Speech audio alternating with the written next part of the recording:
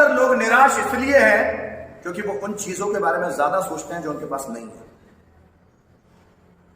अगर आप उन बातों के बारे में सोचने लग गए जो आपके पास है तो आप ताकतवर बन जाते हैं। कोई भी इस दुनिया में ताकतवर और कमजोर किस लिए है? ताकतवर वो है जिसका ध्यान अपने स्ट्रेंथ पर है, कमजोर वो है जिसका ध्यान अपनी वीकनेस पर है। अगर ताकतवर बनना चाहते हो तो अपनी स्ट्रेंथ को ध्यान दो कि मेरी स्ट्रेंथ क्या क्या है, कौन सी चीजें मैं अच्छी करता हूं। अगर इस पर ध्यान आ गया ना तो आप ताकतवर बन जाएंगे। जो भी चीज आप अच्छे नहीं करते हो उस पर ध्यान मत दो, उसको इग्नोर करो, तो आप हमेशा ताकतवर रहोगे, हमेशा। टेक्सास करेली करके बंदा था, टेक्सास करेली, 1938 की बात है, 1938। इस 1938 में ओलंपिक होने वाला था, 1938 में। इस बंदे ने 1937 से बहुत प्रैक्टिस करना शुरू की, क्योंकि यह मिलिट्री में एक लेफ्टिनेंट था, टेक्सास करेली, बहुत बड़ा लेफ्टिनेंट था वो, और उसका निशाना था अचूक। जब वो बंदूक से मारता था उसका निशाना कभी चूकता नहीं था। उसकी पूरी बटालियन को पता था कि 1938 में अगर इसने निशानेबाजी में हिस्सा लिया तो ओलंपिक में गोल्ड मेडल यही जीतेगा, क्योंकि उसका निशाना अचूक था। उड़ती हुई चिड़िया को मार दे, छोटे से छेद के अंदर गोली घुसा दे, इतना अचूक निशाना किसका? टेक्सास करेली का। 1937 में उसने प्रैक्टिस और ज्यादा करना शुरू किया, क्योंकि 1938 में था ओलंपिक, उसने बहुत प्रैक्टिस करना शुरू किया। लेकिन उसी वक्त 1939 में द्वितीय विश्व युद्ध की संभावनाएं बनने लगी। द्वितीय विश्व युद्ध, दूसरा विश्व युद्ध कब हुआ? 1939 में। तो दूसरे विश्व युद्ध की तैयारियां शुरू होने लगी, देशों में तनाव बढ़ने लगा, तो अब लड़ने की भी प्रैक्टिस होने लगी, लड़ने के लिए अभ्यास करने लगे सभी मिलिट्री वाले। उसमें टेक्सास करेली भी था, क्योंकि वो लेफ्टिनेंट था, तो वो भी लड़ने की प्रैक्टिस कर रहा था, गोलियां चलाना, बम फेंकना, प्रैक्टिस करना, जैसे मिलिट्री वाले जो प्रैक्टिस करते हैं डेली रूटीन में। तो वो बंदा भी प्रैक्टिस कर रहा था, तो ग्रेनाइट फेंकते फेंकते, मतलब ग्रेनाइट फेंकने की प्रैक्टिस कर रहा था, फेंकते फेंकते वो ग्रेनाइट हाथ में ही फट गया, और जिस हाथ से वो निशाना लगाता था वो हाथ टूट गया। जिस हाथ से निशाना लगाता था वो हाथ टूट गया। उनकी जगह हम होंगे तो खत्म हो जाएंगे। वो बंदा 6 महीने तक, 8 महीने तक बिस्तर पे रहा। जब उसके हाथ वो जो सूख गया, जितना कट टूट गया, उसके बाद जो उसका हाथ सूखा, उसके बाद उसने अपने आप को कमरे में बंद कर दिया। लोगों को लगता है डिप्रेशन में चला गया, और नहीं। 1938 का ओलंपिक तो कैंसिल हो गया विश्व युद्ध के कारण। अब वो अपने, उसके पास समझ में आ गया मेरे पास 4 साल है, अब 1942 में होगा ओलंपिक। अब उसने अपने उल्टे हाथ से प्रैक्टिस करना शुरू किया। टेक्सास करेली उल्टे हाथ से प्रैक्टिस करना शुरू किया। 1 साल, 1.5 साल, 2 साल, 3 साल, 4 साल। अब 4 साल में उसका यह हाथ फिर से एक्सपर्ट बन गया। अब इस हाथ से भी जब वो निशाना लगाता था तो चूकता नहीं था। लेकिन अनफॉर्चुनेटली 1942 का ओलंपिक भी रद्द हो गया, क्योंकि तब भी द्वितीय विश्व युद्ध चल रहा था। अब बारी 1946 में। तब तक व्यक्ति पैशंस बना के कैसे रखे?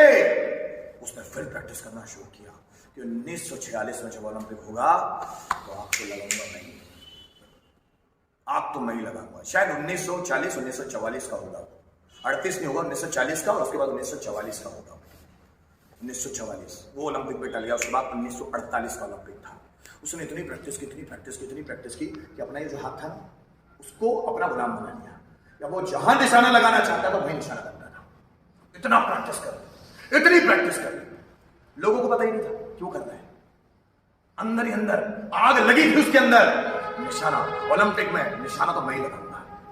8 साल प्रैक्टिस की। जब वो 1948 के ओलंपिक में उतरा, अब यकीन नहीं करें, 1944 में, शायद 44 में हुआ था। 44 में जब वो उतरा ना, 44 या 48 उतरा ना वो, आप यकीन नहीं करेंगे, लोग जब वो जा रहा था ना निशाना लगाने, तो उसके साथी लोग बड़े हंस रहे थे। यार ये टेक्सास करेली ना पागल हो गया है। माना इसका सीधा हैंड जो था वो बहुत ताकतवर था, निशाना इसका चूकता नहीं था, ये क्या पागलपन करने जा रहा है। जब वो वहां गया तो जब उसका खेल देखा लोगों ने, तो लोग रोने लगे, लोग तालियां बजाने लगे कि वो हाथ भी उसका अनडिफिटेड हैंड बन गया। अनडिफिटेड हैंड, वो हाथ भी हारने वाला हाथ था ही नहीं। और उस 44 का होगा या 48 का होगा, उसमें फर्स्ट विनर वही था, गोल्ड मेडल जीता उसने। उसके बाद का अगला ओलंपिक 4 साल बाद, उसमें भी विनर वही था। उसके अगले बार का भी विनर वही था।